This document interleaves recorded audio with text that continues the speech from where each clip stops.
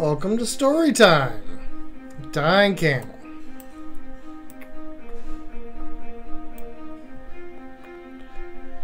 Today, it's a very special story.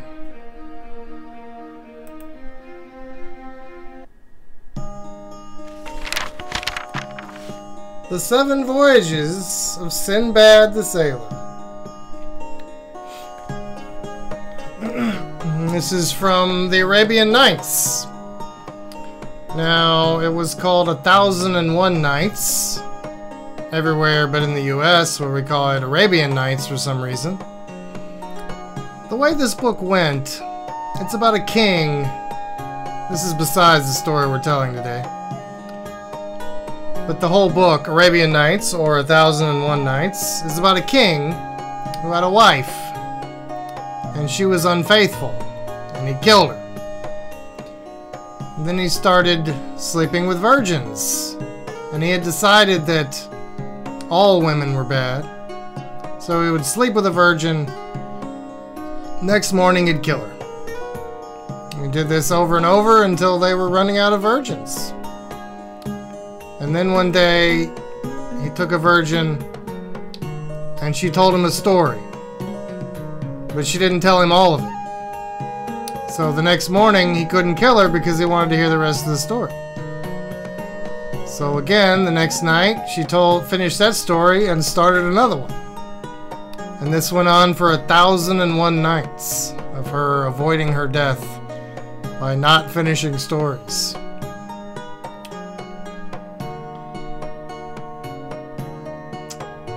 And I guess one of the stories was the 7 Voyages of Sinbad the Sailor. Thank you for the host, Tabasco. That didn't have any sound on it.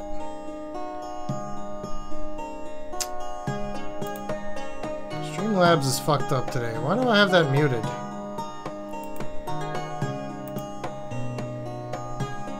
Let's try it again. My creation is evolving. There we go. Yep, smart bitch.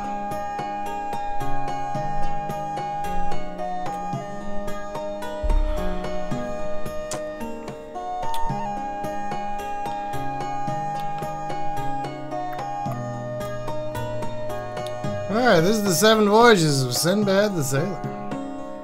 I think Aladdin is, yeah. I'm not sure.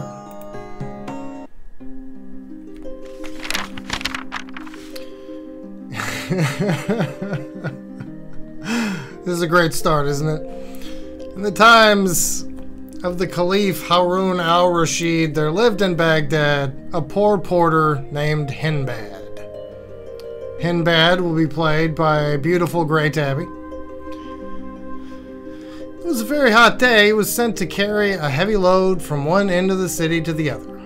Before he had accomplished half the distance, he was so tired that finding himself in a quiet street where the pavement was sprinkled with rose water and a cool breeze was blowing, he set his burden upon the ground and sat down to rest in the shade of a grand house.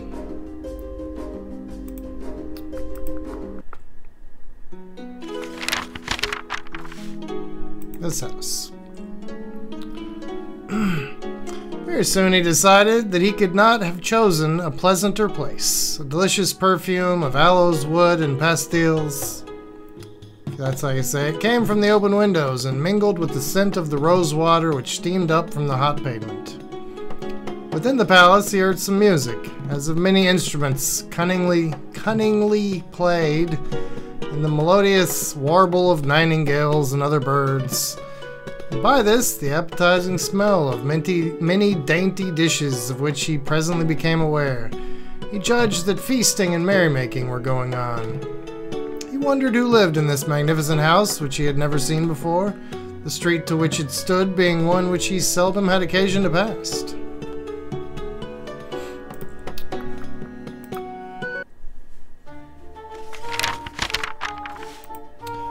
To satisfy his curiosity, he went up to some splendidly dressed servants who stood at the door, and asked one of them the name of the master of the mansion. "What?" he replied. "Do you live in Baghdad and not know that here lives the noble Sinbad the Sailor, that famous traveler who sailed over every sea upon which the sun shines.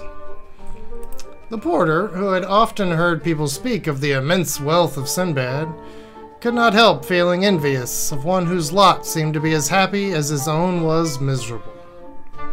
Maybe I should have made this cat Bolslav. Sinbad cast his eyes up to the sky and exclaimed aloud, "Consider, mighty creator of all things, the differences between Sinbad's life and mine. Every day I suffer 1,000 hardships and misfortunes, and I have hard work to get even enough bad barley bread to keep myself and my cat family alive, while the lucky Sinbad spends money right and left and lives upon the fat of the land. What has he done that you should give him this pleasant life? What have I done to deserve so hard a fate?" So saying, he stamped upon the ground like one beside himself with misery and despair. Just at that moment, a servant came out of the palace, and taking him by the arm, said, "Come with me. The noble Sinbad, my master, wishes to speak to you." Sinbad was not a little surprised at this summons, and feared that his unguarded words might have drawn upon him the displeasure of Sinbad, so he tried to excuse himself upon the pretext that he could not leave the burden which had been entrusted to him in the street. However, the lackey promised him that it should be taken care of, and urged him to obey the call so pressingly that at last the porter was obliged to yield.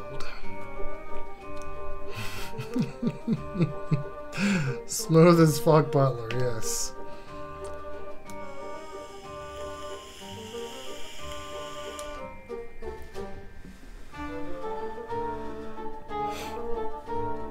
He followed the servant into a vast room,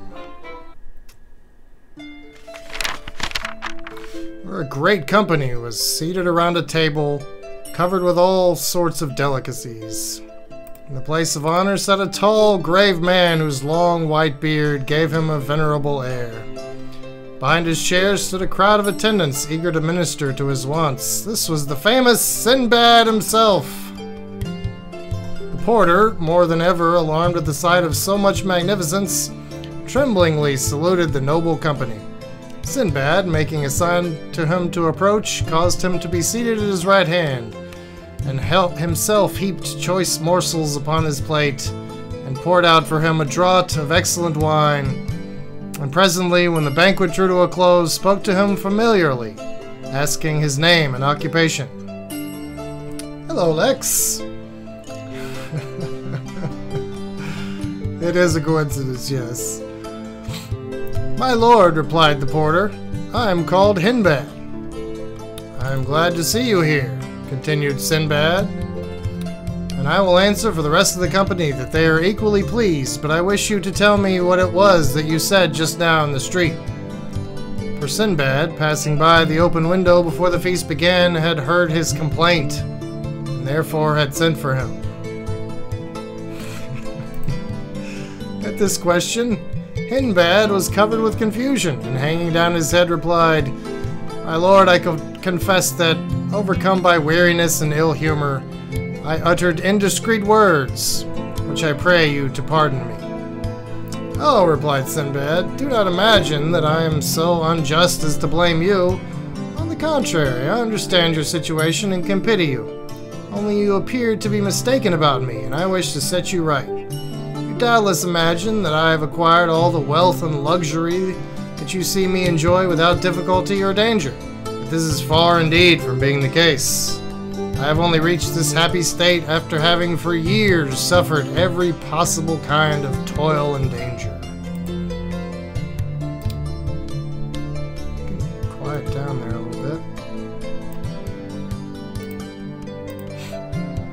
"Yes, my noble friends," he continued, addressing the company, "I assure you that my adventures have been strange enough to deter even the most avaricious men from seeking wealth by traversing the seas. Since you have perhaps heard but confused accounts of my 7 voyages, and the dangers and wonders that I have met with by sea and land, I will now give you a full and true account of them, which I think you will be well pleased to hear. As Sinbad was relating his adventures chiefly on account of the porter, he ordered, before beginning his tale, that the burden which had been left in the street should be carried by some of his own servants to the place for which Sinbad had set out at first, while he remained to listen to the story.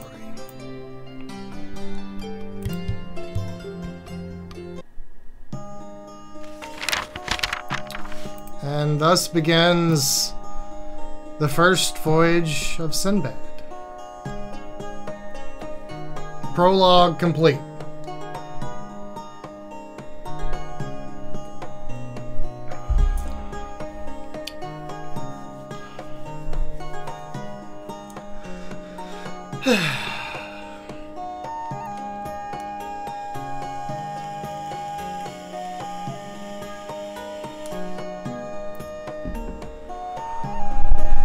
I need to have my camera in front of everything, and I don't need to be behind the words. Alright, that's better. Alright.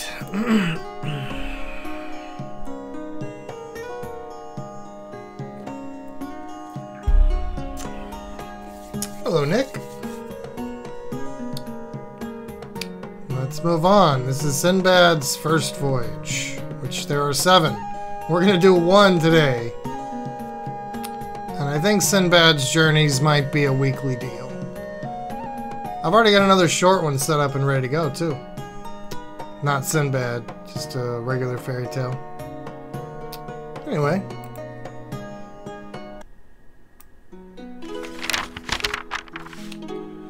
I, Sinbad, had inherited considerable wealth from my parents, and being young and foolish, I had first squandered it recklessly upon every kind of pleasure.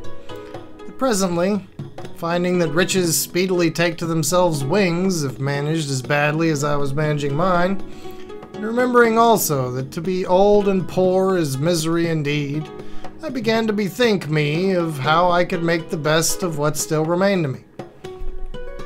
I sold all of my household goods by public auction and joined a company of merchants who traded by sea, embarking with them at Balsora in a ship which we had fitted out between us.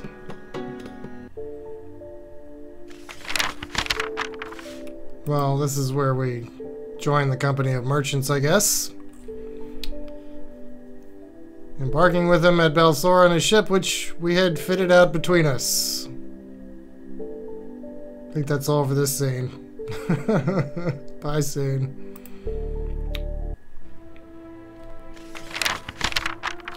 We set sail and took our course towards the East Indies by the Persian Gulf, having the coast of Persia upon our left hand and upon our right the shores of Arabia Felix.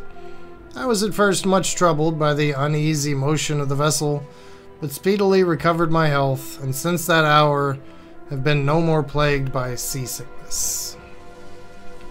From time to time we landed at various islands where we sold or exchanged our merchandise, and one day when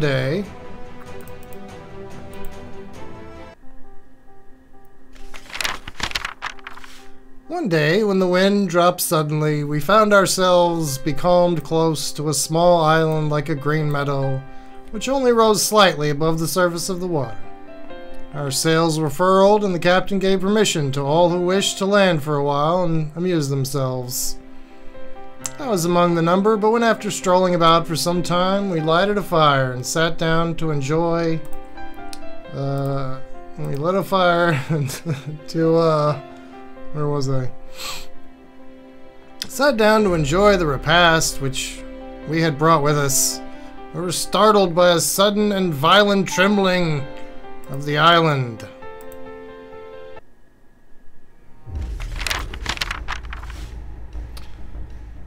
While at the same moment, those left upon the ship set up an outcry, bidding us come on board for our lives, since what we had taken for an island was nothing but the back of a sleeping whale.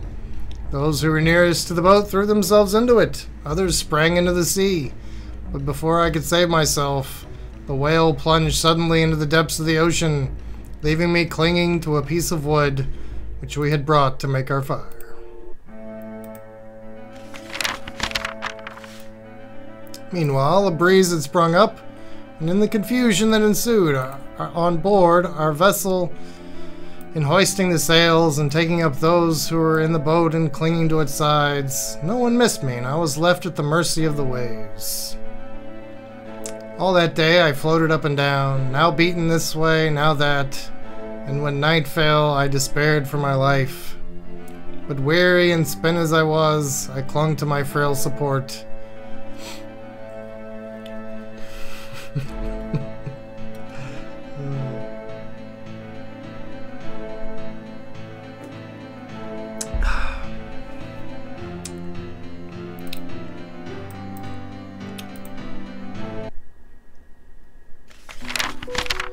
But great was my joy when the morning light showed me that I had drifted against an island.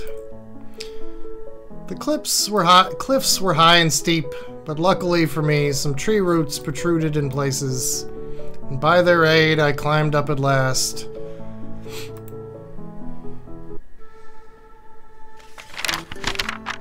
And stretched myself upon the turf at the top, where I lay, more dead than alive, till the sun was high in the heavens. By that time, I was very hungry.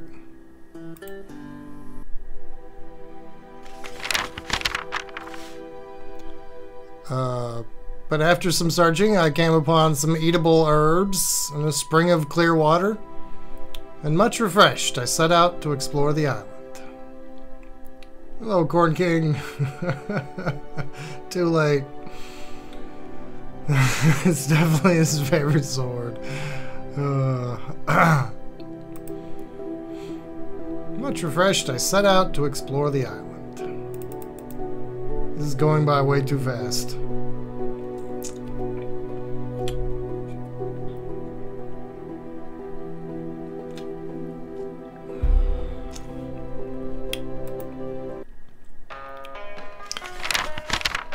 Presently, I reached a great plain where grazing horses were tethered.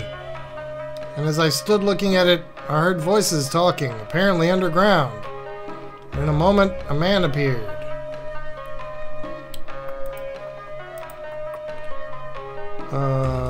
Who asked me how I came upon the island. I told him my adventures, and heard in return that he was one of the grooms of Mirage, the king of the island, and that each year they came to feed their master's horses in this plain.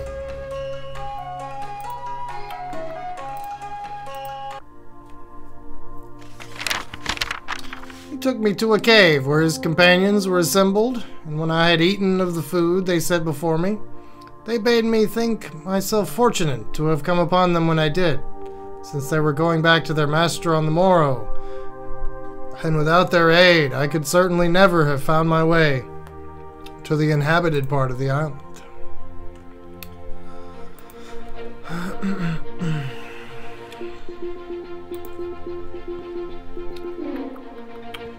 Early the next morning, we accordingly set out.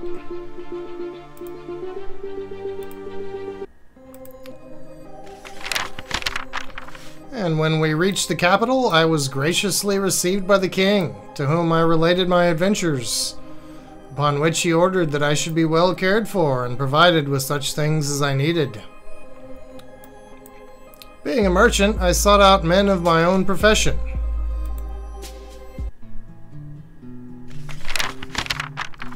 And particularly those who came from foreign countries, as I hoped in this way to hear news from Baghdad, and find out some means of returning thither, for the capital was situated upon the seashore, and visited by vessels from all parts of the world. In the meantime, I heard many curious things, and answered many questions concerning my own country, for I talked willingly with all who came to me. Also, I have no idea, Josh. That is from Resident Evil, yeah. Where were we? Right here.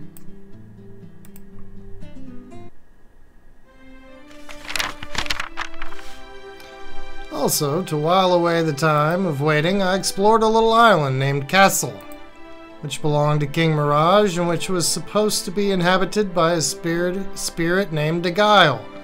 Indeed, the sailors assured me that often at night the playing of timbrels could be heard upon it. However, I saw nothing strange upon my voyage, saving some fish that were 200 cubits long. 200 cubits is like 120 meters or 100 yards. Big fish. But were fortunately more in dread of us than even we were of them, and fled from us if we did but strike upon a board to frighten them. Other fish there were only a cubit long, which had the heads of owls,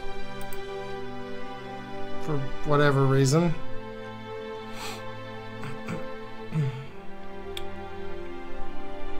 Cubits.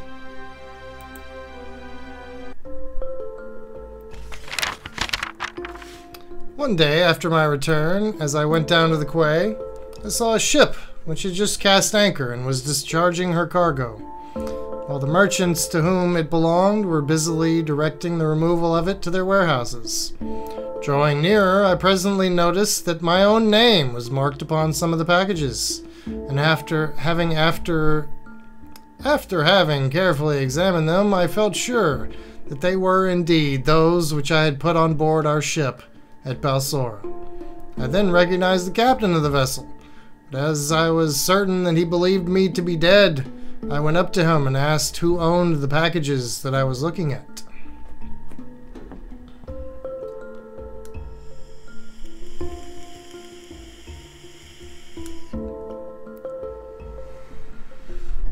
How you doing, warrior? There was on board my ship, he replied, a merchant of Baghdad named Sinbad. One day he and several of my other passengers landed upon what was supposed to be an island, but which was really an enormous whale floating asleep upon the waves. No sooner did it feel upon its back the heat of the fire which had been kindled than it plunged into the depths of the sea. Several of the people who were upon it perished in the waters, and among others this unlucky Sinbad. This merchandise is his, but I have resolved to dispose of it for the benefit of his family if I should ever chance to meet with them. Captain, said I am that Sinbad whom you believe to be dead, and these are my possessions. When the captain heard these words, he cried out in amazement, Lack-a-day, and what is the world coming to? In these days there is not an honest man to be met with. Did I not with my own eyes see Sinbad drown, and now you have the audacity to tell me that you are he? I should have taken you to be a just man, and yet for the sake of obtaining that which does not belong to you, you are ready to invent this horrible falsehood. Have patience, and do me the favor to hear my story, said I. Speak then, replied the captain. I'm all attention. Hello, Stia.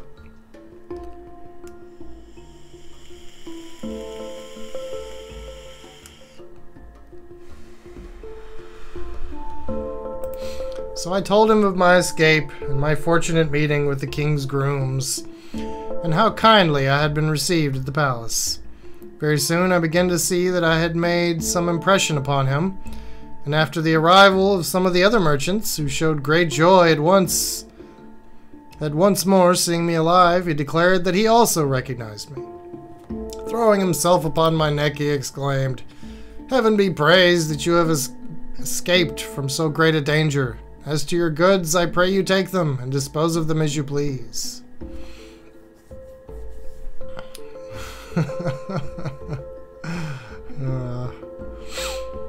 Okay.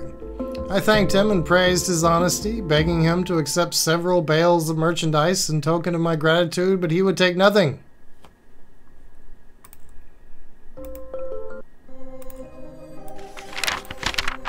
Of the choicest of my goods, I prepared a present for King Mirage, who was at first amazed, having known that I had lost my all.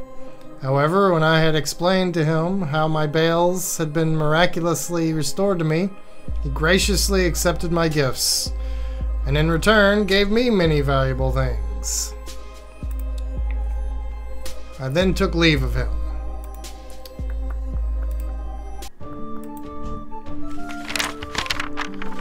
And exchanged my merchandise for sandal and aloes wood, camphor, nutmegs, cloves, pepper, and ginger.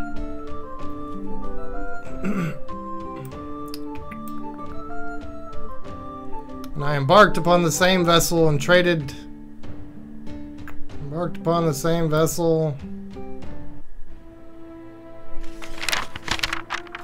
Some of these scene changes are mid-sentence.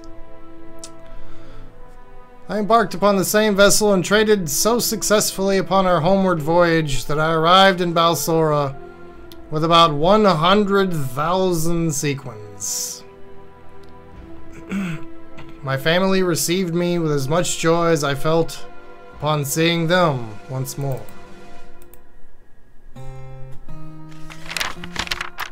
I bought land and slaves and built a great house in which I resolved to live happily and in the enjoyment of all the pleasures of life to forget my past sufferings.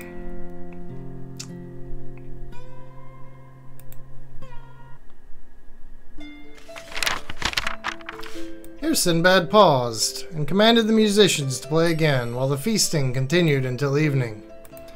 When the time came for the porter to depart, Sinbad gave him a purse containing 100 sequins, saying, "Take this, Sinbad, and go home. But tomorrow come again, and you shall hear more of my adventures." The porter retired, quite overcome by so much generosity.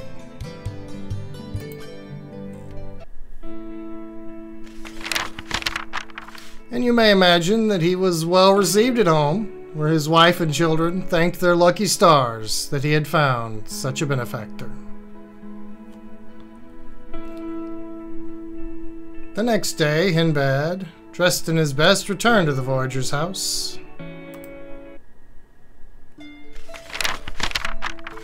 And was received with open arms. As soon as all the guests had arrived, the banquet began as before, and when they had feasted long and merrily, Sinbad addressed them thus. "My friends, I beg that you will give me your attention while I relate the adventures of my second voyage, which you will find even more astonishing than the first."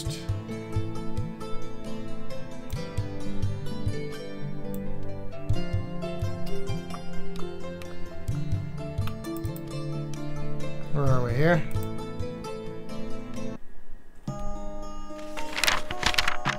And that was the story of Sinbad's first voyage. That went by real quick. It takes like 5 hours to set up 10 minutes. Some scenes are like one sentence, and they just move along. Looks like he got some pussy.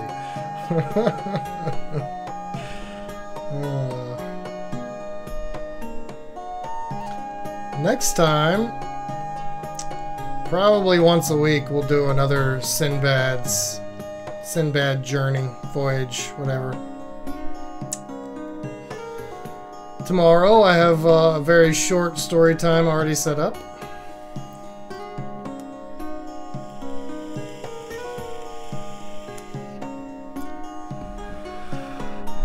Totally should. Yeah, I gotta learn to read slower, Lex, you know? Hopefully Inn of Donkeys soon. Not every good story works, though. It's gotta have scene changes and different characters and stuff. It's weird.